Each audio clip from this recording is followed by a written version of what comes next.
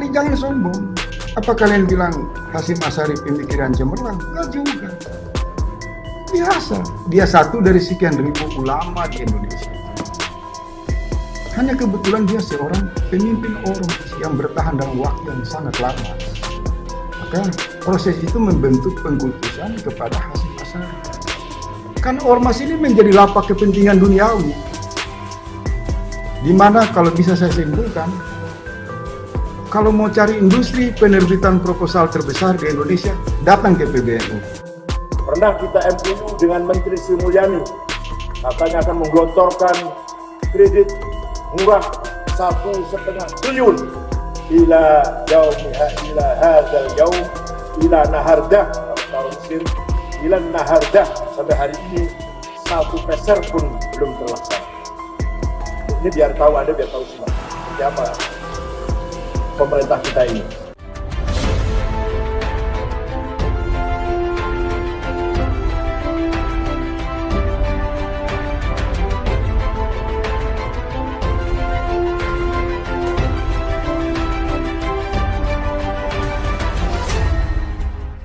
Tonton video ini sampai selesai agar Anda tidak gagal paham.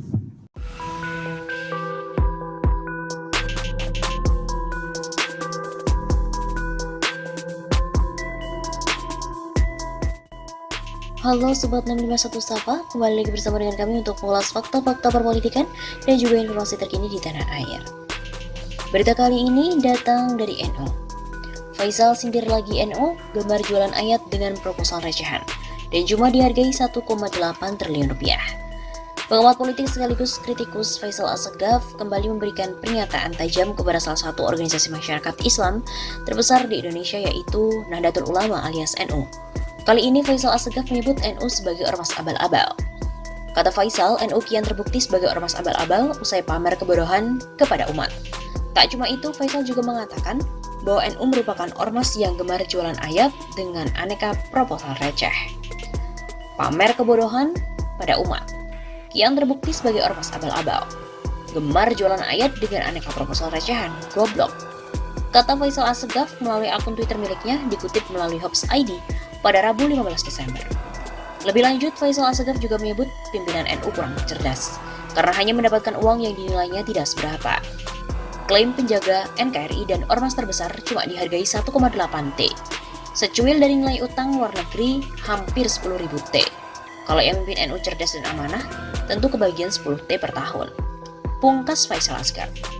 Cuitan Faisal itu sendiri dibuat untuk mengomentari pernyataan dari Ketua Umum PBNU, Said Akil Sirot, yang mengklaim berhasil memajukan NU dari segi ekonomi. Pertama, baru saja kali ini sejak NU berdiri, keuangan bisa diaudit eksternal. Selama ini belum pernah. Waktu saya baru masuk ada uang 500 juta rupiah. Sekarang ada 1,8 triliun rupiah, bisa dicek. Kata Said Akil. Saya dorong semua lembaga jalan tanpa intervensi saya.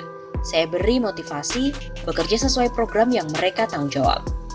Di segi pendidikan, Said Akil menerangkan NU punya 43 perguruan tinggi yang ada di bawah Badan Hukum NU, serta beasiswa dari NU yang terus berkembang setiap tahunnya. Selain itu, Said Akil membeberkan ada 8 rumah sakit di bawah pengelolaan NU selama masa jabatannya dan semakin banyak pula wakaf tanah yang diterima NU.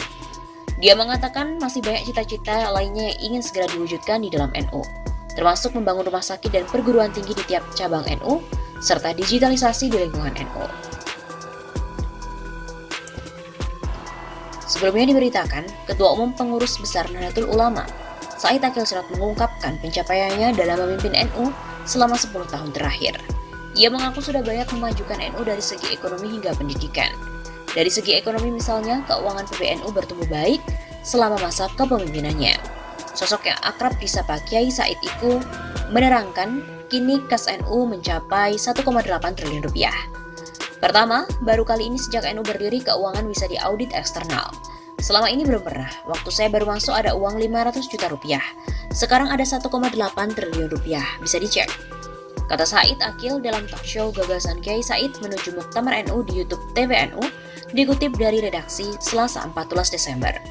Saya dorong semua lembaga jalan tanpa intervensi saya. Saya beri motivasi bekerja sesuai dengan mereka program yang tanggung jawab. Di segi pendidikan, Said Akil menerangkan NU punya 43 perguruan tinggi yang ada di bawah Badan Hukum NU. Adapun beasiswa bagi santri NU juga semakin berkembang setiap tahunnya. Perguruan tinggi sampai saat ini 43 yang ada di bawah Badan Hukum NU. Sebelumnya belum ada. Ketika zaman menterinya Pak Nuh ada 24, Pak Nasir jadi 38, Pak Nadiem jadi 43. Baru kali ini kita dapat beasiswa dari Maroko, rutin tiap tahun 30 orang. Al-Azhar Mesir tidak rutin tapi sering. Begitu juga dari Cina, India, Australia yang teknologi ya bukan agama. Beberapa santri S1, S2 saya kirim ke luar negeri. Selain itu, saya takrib membeberkan ada 8 rumah sakit di bawah pengelolaan NU selama masa jabatannya. Semakin banyak pula wakaf tanah yang diterima NU. Wakaf tanah banyak, di puncak 2 hektar di Jateng, Semarang, Sidoarjo, Sumbar, Grogol 2000 meter. Kepercayaan ini dengan harapan tanahnya berkah untuk pesantren. Di Kuningan, Jabar 4 hektar. Setengah sudah kita bangun pesantren NU. Said juga memastikan apabila dirinya menjabat lagi sebagai ketum NU di periode mendatang, akan lebih banyak perubahan positif di NU. Ia mengungkap masih banyak cita-cita yang ingin diwujudkan, misalnya membangun rumah sakit dan perguruan tinggi di tiap cabang NU. Saya belum puas untuk capaian ini, pengiriman beasiswa kita tingkatkan lagi terutama ke Amerika Serikat, Eropa, Australia, Jepang, Korea yang teknologi, yang agama dan Maroko, Mesir, terus jalan juga sehingga sepulangnya dari luar negeri pelajar-pelajar akan jadi kader NU yang berwawasan luas, cerdas, di samping kita bangga dengan lulusan pesantren.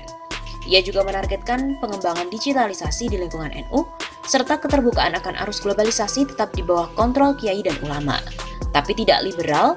Kalau liberal ya sangat berbahaya. Untuk diketahui, PBNU akan menggelar Muktamar ke-34 pada 23 sampai 26 Desember mendatang. Salah satu agenda penting dari Muktamar yakni pemilihan Ketua Umum PBNU yang baru. Saat ini ada 2 calon kuat yang akan maju untuk Muktamar, yakni petahana Kiai Said dan juga Yahya Khalil Stakuf.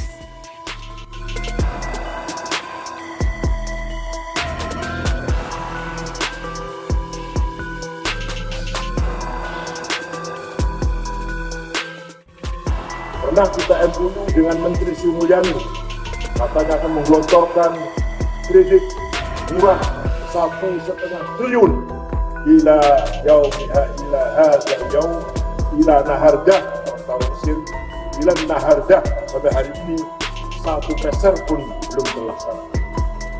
Ini biar tahu ada siapa pemerintah kita ini. Makanya jangan salahkan siapa-siapa. Kalau ketika pemilu, ketika pilpres, suara kita dimanfaatkan, tapi setelah selesai kita ditinggal.